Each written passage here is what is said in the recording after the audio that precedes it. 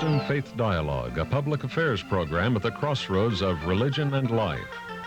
A series of programs highlighting the social and cultural interaction between the worshiping and larger communities in and around the capital city. Austin Faith Dialogue is brought to you by the Austin Area Conference of Churches in cooperation with KTBC.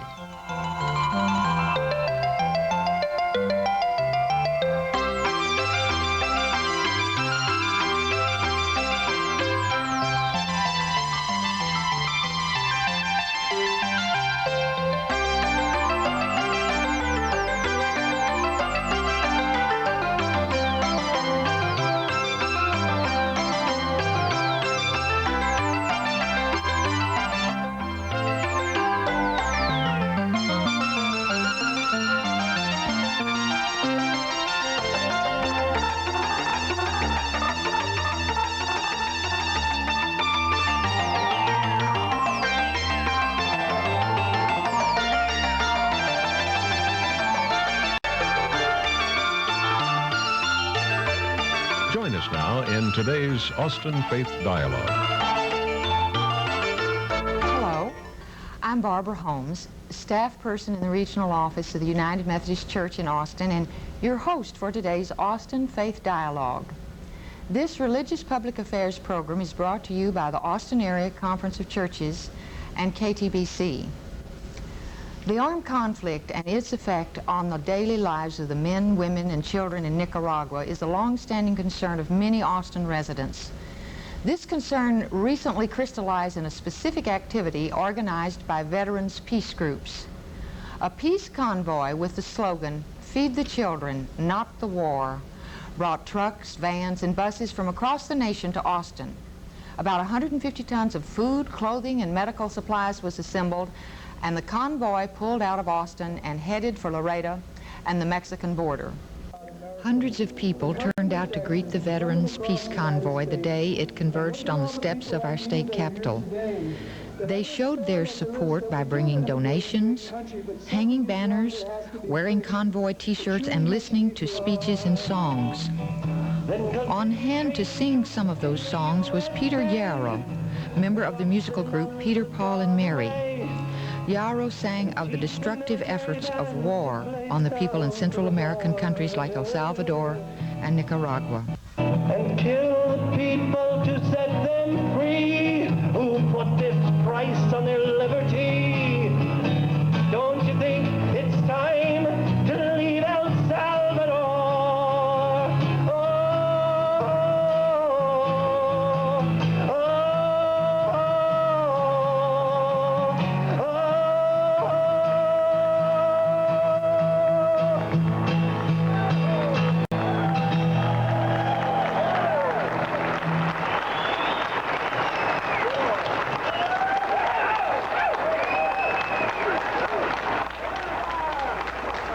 But not all of the messages were aimed at the crowd. Some were directed at the U.S. leaders responsible for our foreign policy. We are not the privileged. We are not wealthy. This came out of the dime banks and the dollars stuffed through windows of people all across this land. We saw them. We were there. And this represents what America wants, and you better be listening because we're on the roll. Other speakers echoed the statement that individuals from around the country have responded to the convoy by making some type of donation. Organizers say that an outpouring of food, clothing, and medical supplies have been collected to help the children of Nicaragua. Even some toys have been gathered. Organizers add the religious community has played a major role in making the peace convoy a reality. I'd say 70 to 80% of the events that were put on for us as we proceeded down towards Austin were put on by religious-based communities. They've housed us, they've fed us, they've provided security for our vehicles, they've given humanitarian aid. They've been the backbone of the peace movement is actually religious-based. Support from the religious community was especially evident at a worship service held the day the convoy left Austin. Clergy and lay people read scriptures to encourage the convoy members and reminded them that the prayers of many Americans were going with them. And now may the Lord bless you and keep you. The Lord make his face to shine upon you and be gracious unto you. The Lord lift up the light of his countenance upon you and give you peace. Vayan con Dios. And with that, the convoy members hit the road. A long, hot road ahead on a mission of peace with justice and solidarity with our brothers and sisters in Nicaragua. On Wednesday, the Associated Press reported that after a standoff with U.S. Customs Service officers in Laredo, the convoy would head for Washington, D.C. Custom officials seized 4 convoy vehicles. The group then said it would abandon its effort to cross the border to take 30 tons of food, medical supplies, and clothing to Nicaragua. U.S. Treasury Department officials served notice that leaving 38 convoy vehicles in Nicaragua would violate a 3-year-old trade embargo. That convoy originated in Austin and is now making its way to Washington. So a lot has been happening, and I know that you all are very much aware of this, and I'd like for the viewers to meet you, the guests we have this evening. Rob Cogswell, a Lutheran layman who has had a long-standing interest in Central American human rights and is especially concerned about refugees here in Austin.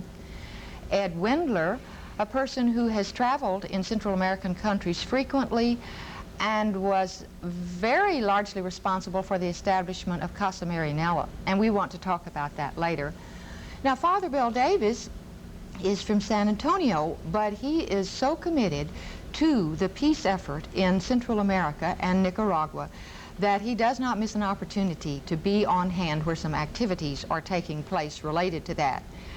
And I'd like for you all to know that these people are representative of a growing number of individuals and groups working together on peace efforts. An example is Carl and Hermine Dahmen, a retired couple living in Austin who recently visited in Managua and are active in the Beyond War movement. Beyond War is a movement of people who try by education and dialogue to create a judgment in our society about the crucial issues of war and peace, of responsibility for peace, about the concepts that we are all one, we are an interdependent species in this world, and to work this out so that the judgment of the people become an important factor in the decision-making process of the country. Give us just a little bit of some of the highlights of your memory of that trip to Managua. Well, we went with 15 people by the organization of the Presbyterian Church, and we visited all kinds of officials of the government, also the opposition.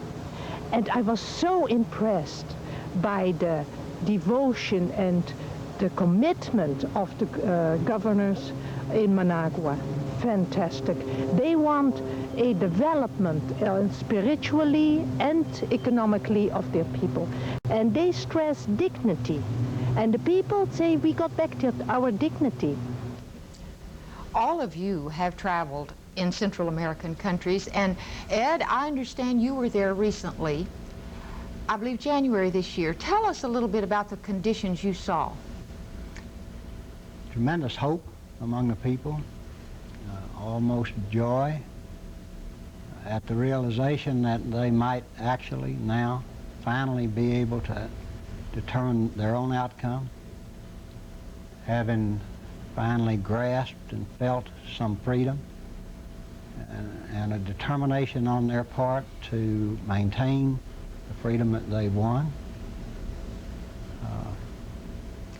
An exuberance and a joy that was nice to behold, and that you don't find in the other Central American countries that have not yet had a successful revolution.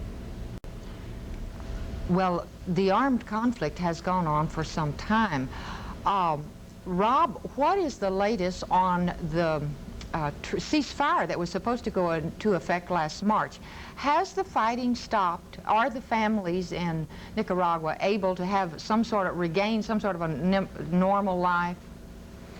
The ceasefire has gone into effect. It went into effect when agreed, pretty close to it, and has stayed in effect, and the fighting has stopped. There is presently a request in Washington for additional aid for military purposes, which bodes no good. I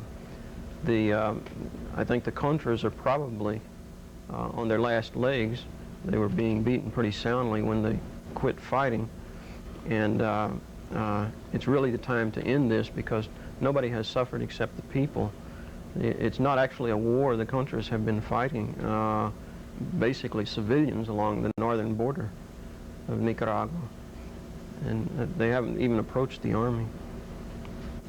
So you spoke of hope in a country that has had tremendous travail, and Father Bill, you've traveled there extensively. You're so committed to this. You describe yourself as a Central American peace activist in solidarity with the people of Nicaragua.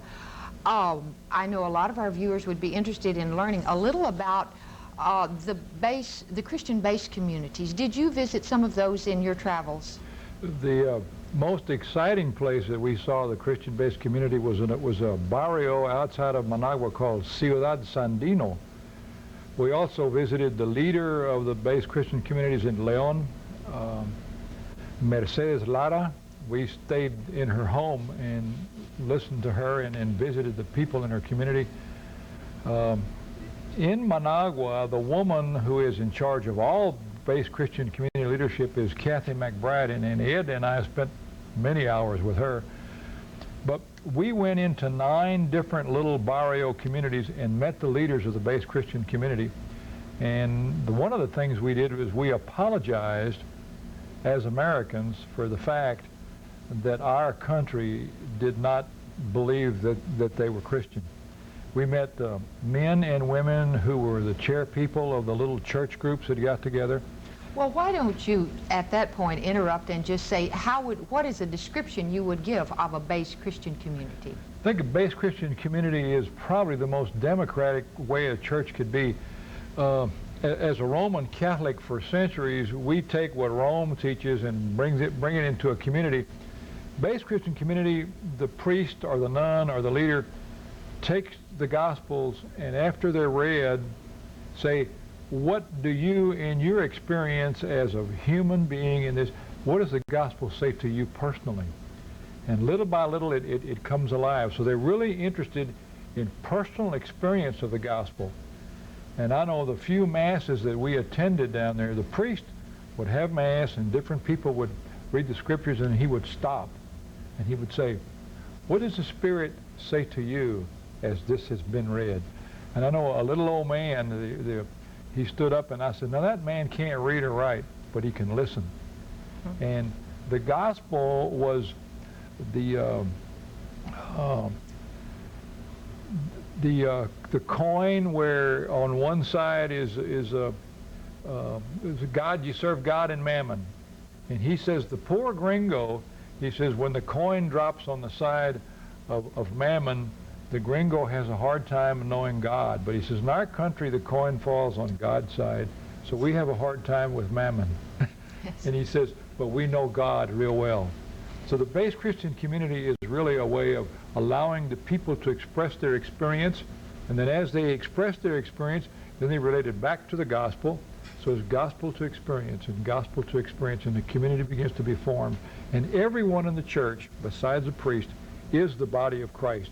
And the priest is to bring out of the people what the Spirit is calling them to be. So it's an exciting way of having church, you know, and it's all over Nicaragua. And it's an exciting thing. And when they heard that I was Catholic and he was my buddy, oh, they wanted to tell us all about it. So if someone says Nicaragua is atheistic, they really have never seen the church alive down there. That the Bible and the gospel have been a source of liberation as well as spiritual growth for them. Ed, the plight of the people there and those that have traveled and made it to this country, you seem to have a strong commitment to the refugees that make it, say, to this country and to Austin. Tell us a little about the background in founding Casa Marinella. Tell us first, what is this home for refugees? Well, it's just a house in East Austin that citizens, including this gentleman, and a group of citizens from Austin spend many, many hours operating and raising the funds and gathering the food to house and find jobs for and help people who are refugees from anywhere in Central America. And if you happen to be a refugee from the problems in Austin, Texas, a lot of people who are just poor and are from Austin go there. So it's just a group of us that decided together that we would try to make a difference for those people who were suddenly stranded, either because they were fearful for their lives in Central America or they were poor and hungry in Austin, Texas. Does it operate at full capacity, or have there been a lot of refugees from Central America arrive in Austin? It averages something, I'd say 20 people. It's just a small house there, so there are at least 20 people there most any night you'd go there. Well, how is it staffed and supported? Volunteers from all over this town, generally from religious communities. I think probably the largest portion of the volunteers are from Protestant religious communities here in town. But there are Catholic too. It's just a broad section of people, mostly out of religious communities, and they just give their time, and it's quite rewarding to watch the effort that's being put in there. Is there any sort of time limitation if someone was having a trouble finding a job in these days in the economic climate? Is there any limit how long anyone can stay there? Does it get crowded? Well, sure, it does, and the effort by the group is to allow people to stay just a few weeks so that they can find their way on to other places where there are jobs, but in the end, nobody is sent away. So. Well, related to that, and refugees, Rob, about 2 or 3 years ago, you were leader of a movement to have the city of Austin declared an official city of sanctuary. Talk about that a little bit, and what would that have meant for the city of Austin? It would have been a moral statement. It would have been a statement that the city of Austin was welcoming to those people who needed help. Refugees have been coming here, and they arrive in all the cities of this country as a result of war, suffering, violence in their own countries, political violence, a lot of them, and they are like the homeless here, except they have this additional trauma of having lost family members to political violence, lost brothers and sisters in war, and so we try to make them welcome in Casa Marianela. We get a lot of church support for those activities, and a very small staff manages a large number of volunteers, as Ed has said. Well, when you talked about the things that you've observed in Central America and your travels,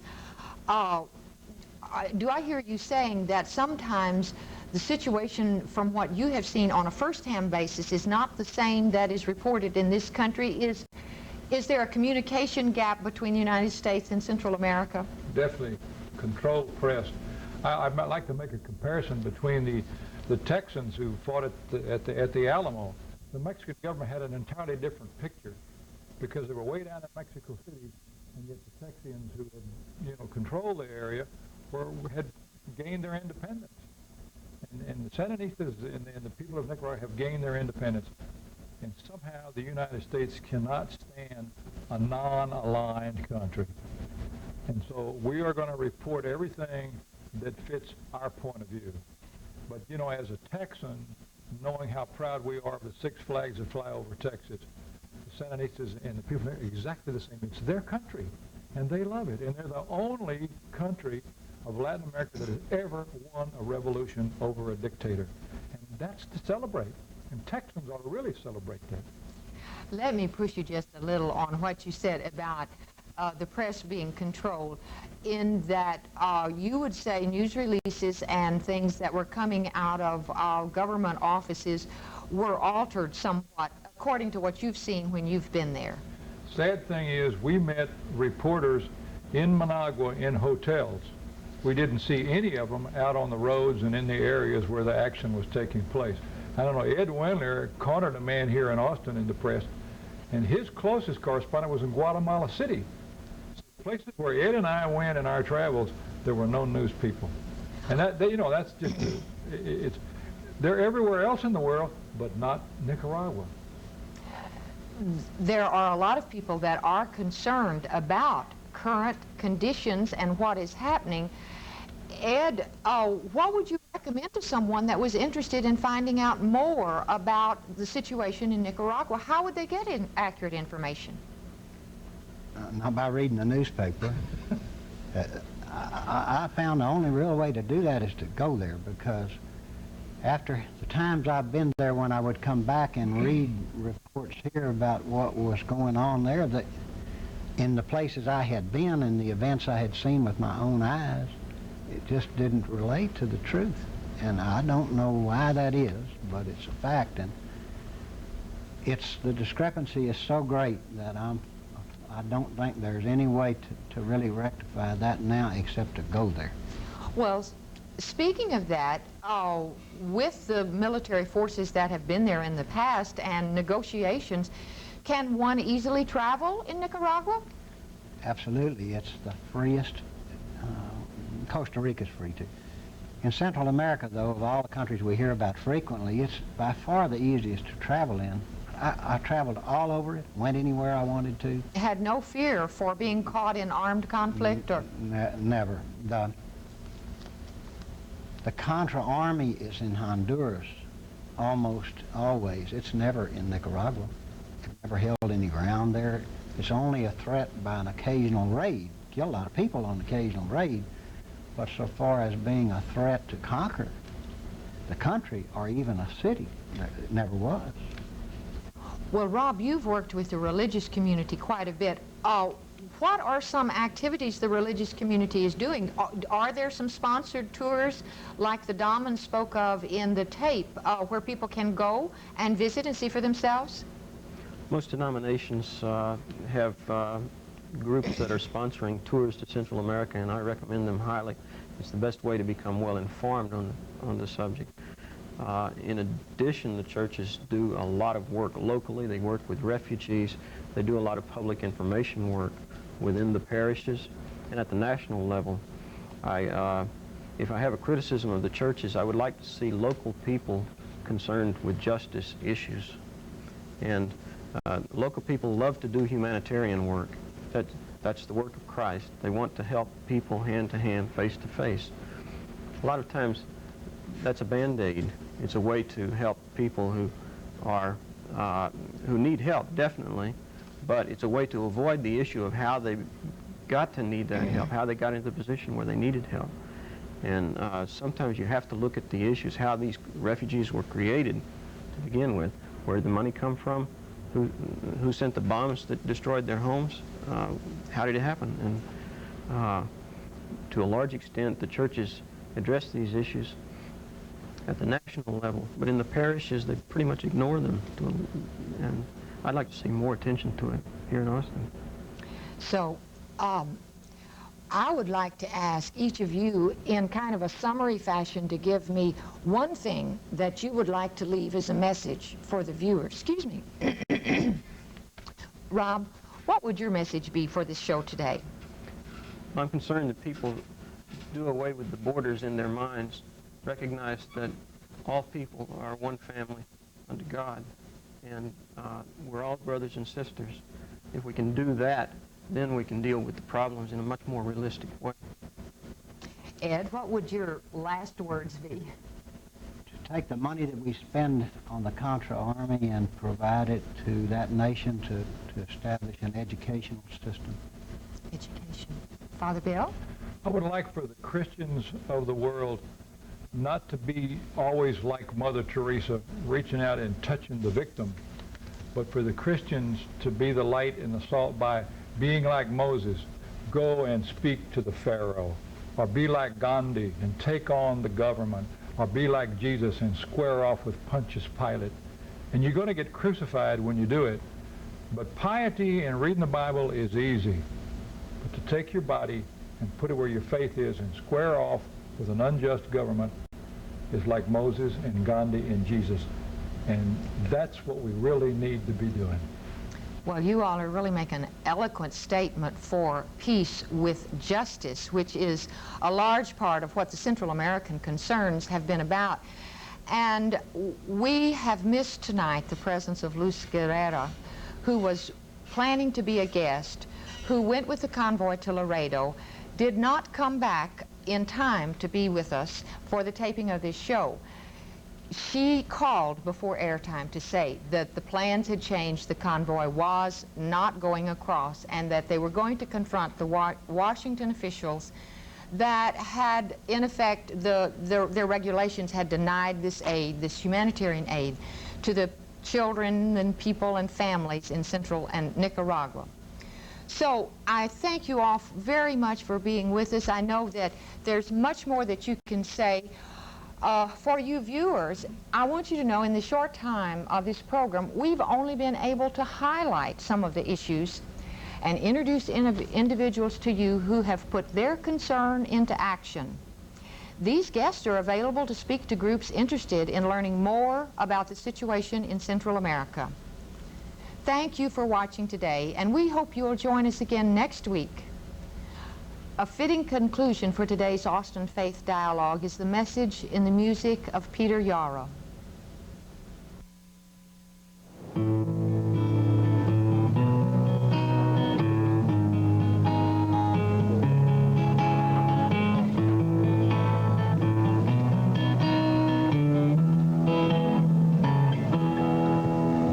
Sunny little country south of Mexico, where the winds are gentle and the waters flow. But breezes aren't the only things that blow in El Salvador. And if you take the little lady for a moonlight ride,